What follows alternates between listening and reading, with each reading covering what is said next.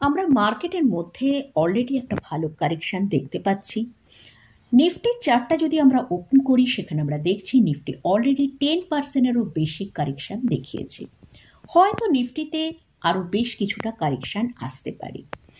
আপনাদের রিকোয়েস্টেই আমি অলরেডি 3টে পোর্টফোলিও স্টক ডিসকাস করেছি। সেগুলো সবই লার্জ ক্যাপ স্টকের ওপর, বিভিন্ন সেক্টরের ওপর আমি আপনাদের সাথে ডিসকাস করেছি। তো সেই ভিডিওগুলো যদি আপনারা মিস করে গিয়ে থাকেন, তাহলে চাইলে একবার দেখে নিতে পারেন। ডেসক্রিপশনে আমি লিঙ্ক দিয়ে রাখবো। আমার এক ভিউয়ার্স রিকোয়েস্ট করেছে যে মার্কেটে এতটা সেলিং এসছে, কিছু স্মল ক্যাপ স্টক নিয়ে ডিসকাস করতে। তাই আজকের ভিডিওয়ে আমি 4টে স্মল ক্যাপ স্টক নিয়ে ডিসকাস করব। তবে প্রথমেই বলে রাখি, স্মল ক্যাপ স্টক মানে কিন্তু সেখানে অনেক বেশি ভোলাটিলিটি। কারণ আমরা জানি যে স্মল ক্যাপ স্টকে যখন কারেকশন আসে, সেখানে আমরা কিন্তু 50 থেকে 70-80% পর্যন্ত কারেকশন দেখতে পেতে পারি। তাই অবশ্যই এটা কিন্তু আমাদের মাথায় রাখতে হবে যে যখনই যদি আমাদের পোর্টফোলিওয়ে এই স্মল ক্যাপ স্টক আমরা রাখি, সেখানে যেমন হয়তো র্যালিটা দেখতে পাবো, কিন্তু ঠিক সেই রকমই কারেকশানের সময় কিন্তু সেই স্টকে ভালো কারেকশানও আসবে। স্মল ক্যাপ স্টকের মধ্যে অনেক স্টক আছে খুবই গ্রোথ ওরিয়েন্টেড স্টক। তো কিন্তু কারেকশান যখন আসে, প্রত্যেকটা স্টকেই কিন্তু একটা ভালো কারেকশান আমরা দেখতে পাই। তা যাই হোক, ভিডিওটা শুরু করা যাক। তবে ভিডিও শুরু করার আগে বলি, যদি চ্যানেলে ফার্স্ট টাইম ভিজিট করে থাকেন, তাহলে অবশ্যই চ্যানেলটা সাবস্ক্রাইব করে নেবেন আর পাশে থাকা বেল আইকনটা প্রেস করে রাখবেন। আমি ভিডিও আপলোড করার সাথে সাথে আপনাদের কাছে ভিডিওটা চলে যাবে। আর যদি ভিডিওটা ভালো লাগে, অবশ্যই লাইক এবং শেয়ার করতে ভুলবেন না। যেহেতু আজকে স্মল ক্যাপ স্টক নিয়ে ডিসকাস করছি, তাই এখানে একটা কথা বলে রাখি, আপনি যদি পোর্টফোলিওয়ে 1 লাখ টাকার একটা পোর্টফোলিও তৈরি করেন, সেখানে কিন্তু 10 থেকে 15%-এর বেশি small cap category stock invest করবেন না। এতে কি হবে, যখন মার্কেটের মধ্যে কারেকশান আসবে, তাহলে কিন্তু পোর্টফোলিওটার মধ্যে অনেক বেশি কারেকশান আসবে। তবে হ্যাঁ, যারা এই কারেকশানটা অ্যাবজর্ব করতে পারবেন, যারা হয়তো নিউ জেনারেশন আছেন, তারা যদি চান, সেখানে স্মল ক্যাপ স্টকে যদি আপনারা 20 থেকে 25% পর্যন্ত ইনভেস্ট করতে পারেন। বিভিন্ন স্টক নিয়ে আলোচনা করছি। ফার্স্ট যে স্টকটা নিয়ে আলোচনা করছি, সেটা হচ্ছে সাইন্ট ডিএলএম লিমিটেড। স্টকের কারেন্ট প্রাইস চলছে 678 টাকা। এই স্টকটা মার্কেটে লিস্ট হয়েছে জুলাই 2023-এ। এই স্টকের সর্বোচ্চ হাই যেটা দেখিয়েছে 883 টাকা। সেখান থেকে স্টকটা আমরা দেখেছি প্রায় 27% কারেকশন এসেছে। এই কোম্পানি ইলেকট্রনিক সিস্টেম ডিজাইন এবং ম্যানুফ্যাকচারিং এর উপর কাজ করে। এরা সিস্টেম ডিজাইন, ইন্টিগ্রেশন, টেস্টিং, বিভিন্ন সার্ভিস প্রোভাইড করে। আর ম্যানুফ্যাকচারিং করে ইলেকট্রনিক্স কম্পোনেন্ট, এছাড়াও অ্যারোস্পেস এবং ডিফেন্স সেক্টরের অরিজিনাল ইকুইপমেন্টস ম্যানুফ্যাকচারিং করে। এদের কাস্টমার হচ্ছে India, north America, Japan, China. এই কোম্পানির মার্কেট ক্যাপিটালাইজেশন হচ্ছে 5376 করোড়। 52-উইক হাই হচ্ছে 884 টাকা, লো হচ্ছে 580 টাকা। কারেন্ট পি চলছে 79.8, আরওসি হচ্ছে 14.1%, আরওই হচ্ছে 11.1%। এদের লাস্ট 5 ইয়ার্সের প্রফিট গ্রোথ যদি দেখি, 140% CAGR। এই কোম্পানির কিন্তু অনেক ডেপ্ট ছিল, সেই ডেপ্টকে এরা কমিয়েছে। 2023-এ ছিল 356 করোড়, সেখান থেকে 2024-এ কমিয়ে 192 করোড়ে এসছে। এছাড়াও রিজার্ভ এদের অনেকটা বেড়েছে, সেটা হচ্ছে 2024-এ আমরা দেখছি 830 করোড় হয়েছে। এই কোম্পানিতে প্রোমোটারের হোল্ডিং তারা বেশ কিছুটা কমিয়েছে, এখন যেটা করে আছে সেটা হচ্ছে 52.16%, এফআইসদের 7.76%, ডিআইসদের 27.77%, পাবলিকের হচ্ছে 12.31%। এই কোম্পানির পি আমরা দেখলাম যে অনেকটা হাইতে ট্রেড করছে। তো এই কোম্পানিতে এখনো কিন্তু একটা ভালো কারেকশন আসার সম্ভাবনা আছে। যেহেতু এটা স্মল ক্যাপ ক্যাটাগরি স্টক, তাই কিন্তু অবশ্যই ভালো কারেকশন এলে তবেই যদি বাই করতে চান, ভালো কারেকশনের জন্য ওয়েট করতে হবে।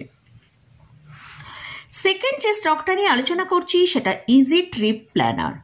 এই স্টকটায় রিসেন্ট আমরা দেখেছি শেয়ারের মধ্যে স্প্লিট হয়েছে, তাই জন্য স্টকের এখন প্রাইস হচ্ছে 16.2। এটা ই কমার্স সেক্টরে বিলং করে। এই কোম্পানির ব্র্যান্ড নেম হচ্ছে এস মাই ট্রিপ। এটা ট্রাভেল অ্যান্ড ট্যুরিজম ইন্ডাস্ট্রিতে রয়েছে। মার্কেট ক্যাপিটালাইজেশন হচ্ছে 5,734 করোড়, আরওসি হচ্ছে 43.4%, আরওই হচ্ছে 31.9%, কারেন্ট পি হচ্ছে 32.6, মিডিয়ান পি থেকেও কিন্তু নিচে আছে। এটা একটা অলমোস্ট ডেট ফ্রি কোম্পানি। এদের প্রফিট গ্রোথ যদি দেখি লাস্ট 5 ইয়ার্সে 49% সিএজিআর, রিজার্ভ রয়েছে 527 করোড়, ক্যাশ ফ্লো হচ্ছে পজিটিভে ট্রেড করছে 2024-এ 121 করোড়।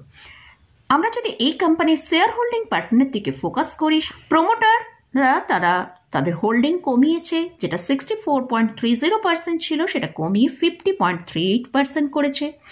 এফআইএসদের হোল্ডিং হচ্ছে 2.98%, ডিআইএসদের হোল্ডিং হচ্ছে 2.49%, আর পাবলিকের কাছে আছে 44%-এর বেশি। এই স্টকটাও কিন্তু অনেকটাই কারেকশান হয়েছে, তার যা হায়ার লেভেল মানে যেখানে হাই যে প্রাইসটা সেটা 35-এর কাছে ছিল, সেখান থেকে স্টকটা প্রায় 58% কারেকশান দেখিয়েছে। নেক্সট যে স্টকটা নিয়ে আলোচনা করছি সেটা হচ্ছে প্যারাস ডিফেন্স। এই স্টকের কারেন্ট প্রাইস চলছে 1009 টাকা। স্টকটা লাস্ট 1 বছরে 118% র্যালি দিয়েছে। এটা এই ডিফেন্স এবং স্পেসের যে সেক্টর রয়েছে তার মধ্যে এটা কিন্তু একটা প্রাইভেট সেক্টর কোম্পানি। এরা ডিফেন্স এবং স্পেস প্রোডাক্ট ম্যানুফ্যাকচারিং করে। মার্কেট ক্যাপিটালাইজেশন হচ্ছে 4,051 করোড়, পি কারেন্ট পি হচ্ছে 95.8, তো এদের পি কিন্তু অনেকটা বেশিতেই ট্রেড করছে।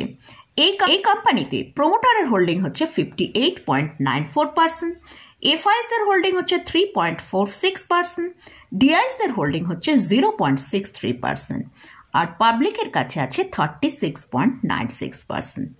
আমরা যদি এই কোম্পানির একবার এই স্টকের আমরা যদি চার্টটা দেখি, সেখানে আমরা দেখতে পাচ্ছি স্টকটা তার হায়ার লেভেল যেটা তৈরি করেছিল 1557 টাকা, সেখান থেকে স্টকটা কিন্তু 931 টাকা পর্যন্ত নিচে এসেছিল, অর্থাৎ 41% কারেকশান হয়েছে।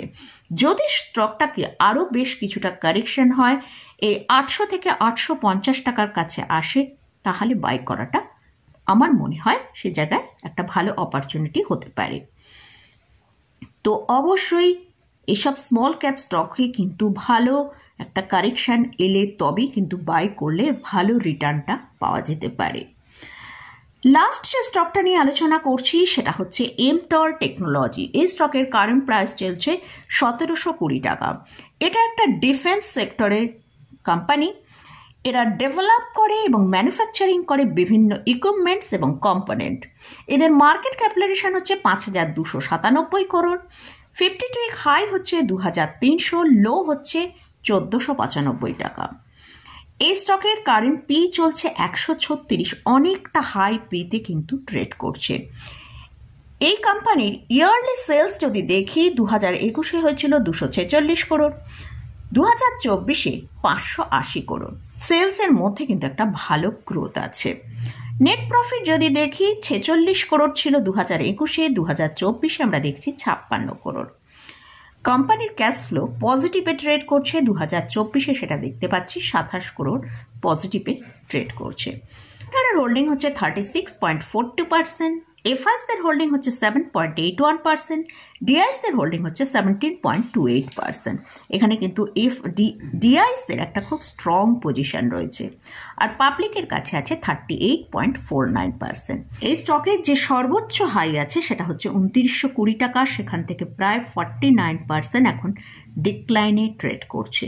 তো এই স্টকের ক্ষেত্রেও একই বলবো যে স্টকটা কিন্তু আরও কিছুটা কারেকশান আসতে পারে। আমরা 52-উইক লো দেখলাম 1495 টাকা।